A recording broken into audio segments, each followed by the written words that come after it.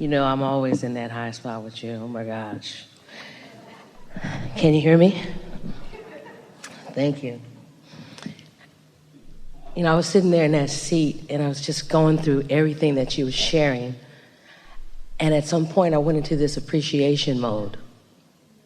And I couldn't help but to cry these tears of joy.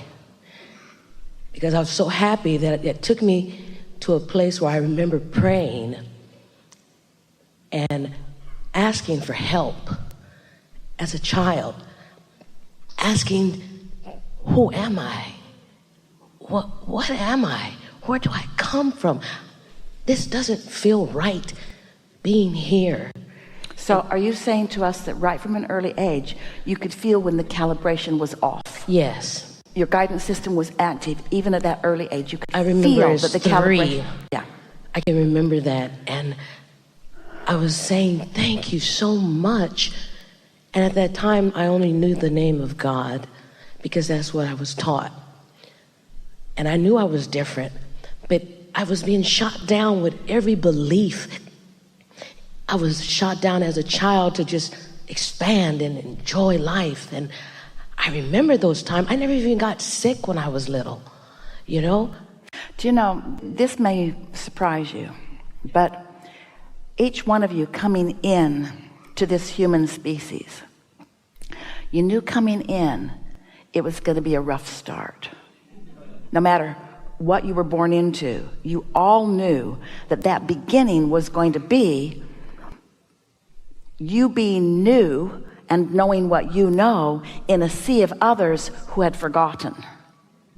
And you knew that there was going to be a strong pulling toward the ways of the humans and away from the power of source. You all knew that, you see. And some of you remembered the feeling so strong and were determined to get back to it, and others just sort of gave in until it became absurd enough that you can't stand it, and then you come looking for it. I remember that. I do. And as I take my experience and bring it to this moment, right now I can see where all of you helped me to get in alignment at that time. Oh, never stops. Never stops. But that's not the point. That's true of everyone. The point is that you were open enough to recognize it, and that's unusual. It happened, and I experienced those things by default, and I didn't understand. And until they trained me into thinking these things, and I kept saying, well, I never thought about that then. Why am I having such a problem now? It just flowed. It flowed, and You know why? Because best question ever. Did you get her question? So when she was little, there were maniacs all around her. But they didn't bother her then. And now there are maniacs all around her, and they are bothering her more. So the question is, why didn't they bother me then, and why do they bother me now? And the answer is because you were very well calibrated as you came in, and then it dissipated a little more. And that's why we're talking about calibrating now through meditation, through segment intending. In other words, it's like being reborn, reorienting yourself to your natural vibration so that just like it didn't bother you then, it doesn't bother you now. And the results of that will be you'll care less about what others think, and people will be offering an opinion to you about something that formerly has mattered to you, and you will understand it. You will understand that it's where they're coming from, but it has no reflection on you. I so much enjoy this word that you picked, calibration. Yeah. I mean, I was in this seat with the word satisfaction, and I experienced the satisfaction, and then I got into the word fine-tuning, and then you said no tune, but the calibration, oh my gosh. That word right there. What's so nice about that is that calibration, it's like if you sing in a quartet, you can feel your harmony when it's on and when it's off. Esther is a really good harmonizer. She sang in quartets and trios, and she got so good at harmonizing that if she was singing with someone that was off, she could harmonize with their offness and then it still sounded good. And that's what a lot of humans do. You calibrate with the offness of those around you so that you can stand it. But the more you connect to who you really are, the more your true light is what you've got to calibrate to. And others don't take it very well. But when it's not bothering you, it'll stop bothering them. If you're bothered by everything that bothers everybody, then everybody's bothered all the time. But after a while, if you're not bothered by it, and they notice you're not bothered by it, after a while, they get tired of being bothered by something that you're not bothered about. Because the whole reason that they wanted to bother you to the point that you were bothered about it was to control you. And when you're not bothered by what they're bothered about, then you're free. Yes. You're right. What this calibration means to me is you're right, I don't want to be tuned to anything else and calibrate. I don't want the things around me to calibrate me because, first of all, I'm already rebellious. Are you saying to us that you want to set the tone and you want things to acquiesce to you?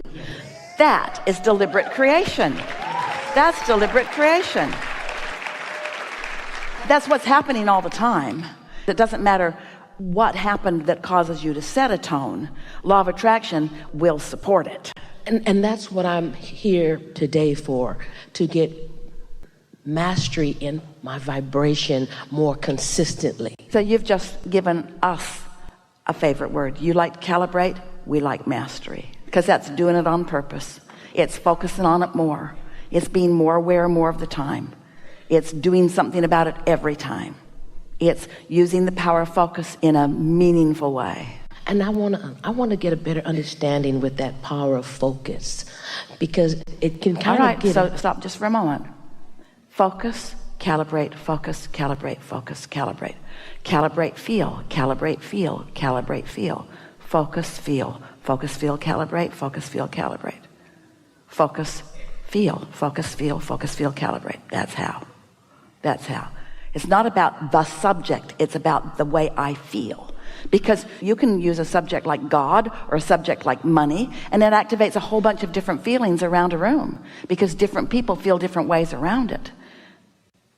But when you identify what bliss feels like, and what expansion feels like, and what love feels like, and what appreciation feels like, just calibrate to that. So the words that we've used before calibrate, they go together in a little trio. Identify, which means notice it. Isolate it, which means focus on it. Calibrate, which means get really good at focusing on it. Identify, isolate, calibrate. Then you're home free on everything. So it's really easy to have somebody in your life that has a tendency to identify it, even talk about it, even wake up thinking about it, even talk to others about it. So you've identified it, and now you're isolating it, and before long you've calibrated to something that you don't even want to calibrate to, and then you're mad at them that they are soliciting it from you, because it's attraction. So if you identify something in another person, aren't they going to attract that from you? Did you hear what we said? It's attraction. They're attracting from you, you're attracting from them. So think about words like, you hurt my feelings, or you yanked my chain, you got my goat, you pushed my button. And we say, you want your goat to be ungettable. You want your chain to be unyankable. You want your buttons to be unpushable, because you've calibrated to who you really are. When you calibrate to who you really are, you don't have a goat to be gotten. So even though they want to get your goat, they can't get it. They can't yank your chain. They can't push your button, because you've calibrated to something else. And now you're not having a tug of war. There's no battle. You're in sync with pure positive energy, and everything wanted is coming to you, and they're doing whatever they're doing, but it doesn't have anything to do with you. You could be in the same room with someone who has been getting your goat, yanking your chain, pushing your buttons, hurting your feelings, and it no longer happening because you've calibrated to who you really are instead of calibrating to those conditions. That's why we call it mastery. You have to have the experience, feel what it feels like, decide whether you want that again, decide what you're going to do about it, get out ahead of it. Once it happens, you can't fix it. Once they get your goat is got for this moment. In other words, you got to start a new day or a new segment or a new moment. You got to recalibrate to who you really are and then do it again.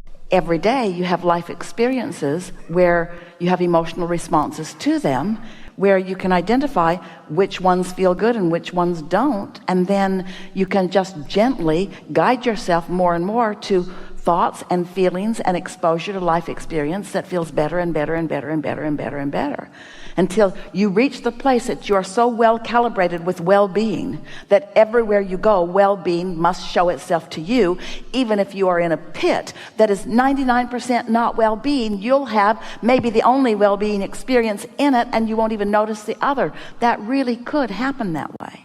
We like it better when you just get so good at it that your life just reflects it all around you, and others notice you. I'm going where she's going because everywhere she goes feels good. Can I give you an example of something? Yeah, we're out of time here, so let's wrap this up. Okay. I don't want to use anybody as my focal point. We don't want you to. But I do remember something that I've kind of kept with me. You talked about this pillow. I got that pillow up underneath that chair over there, right? And that's a feeling that I can tap into, that when I feel how good it feels to hold that pillow and how it makes me feel so warm and fuzzy. There's nothing wrong with having things that represent well-being. We're not guiding you away from anything. We just want you to understand how it works. And I want to keep that same thing, and I want to find more things to find more well-being with. That's what it is, so that I can allow more of those abundant things to come into my life, because I always seem like I have the door open. Once you get in the groove of this, once you get the hang of this, once you understand the law of it, you can't keep the well-being away. Once the floodgates open, they just keep coming. But that doesn't mean that there is not constant room for recalibration on lots of things, because you care about lots of things. Life is fascinating.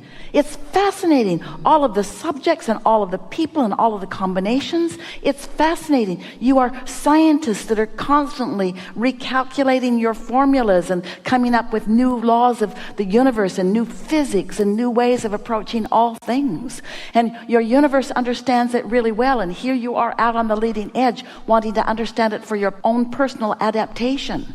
The universe has such a handle on it that your Earth spins in its orbit in perfect proximity to other planets. You don't have to worry about the physics of that. That's all been taken care of by thoughts that had come before. But that doesn't mean that you should stop thinking just because the sun comes up every morning. Well, the sun came up, nothing for me to do today. There's so much more that you want to do. We've enjoyed this interaction immensely. This is a really good time for a segment of refreshment. Thank you, Esther.